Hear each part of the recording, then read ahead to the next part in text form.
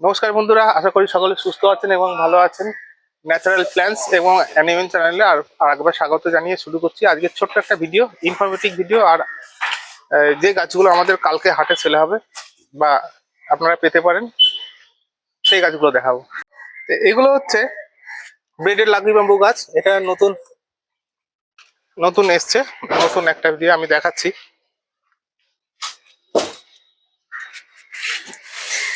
এটা কালকে একটা সেরা আইটেমগুলোর মধ্যে একটা নতুন আইটেম থাকবে ব্রেডের।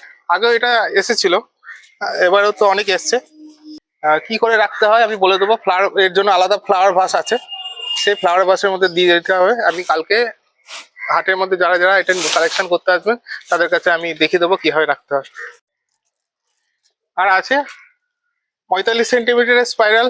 এটার দামটা আগে থেকে বলা আছে, আপনারা সবাই জানেন। 60 সেন্টিমিটার আর আছে এই 90 সেন্টিমিটার। আমি এবার গাছগুলো পাশাপাশি রাখছি। 45 সেন্টিমিটার, 60 সেন্টিমিটার, এই দুটো 60 সেন্টিমিটার, এটা 90 সেন্টিমিটার। সাইজগুলো বুঝতেই পারছেন।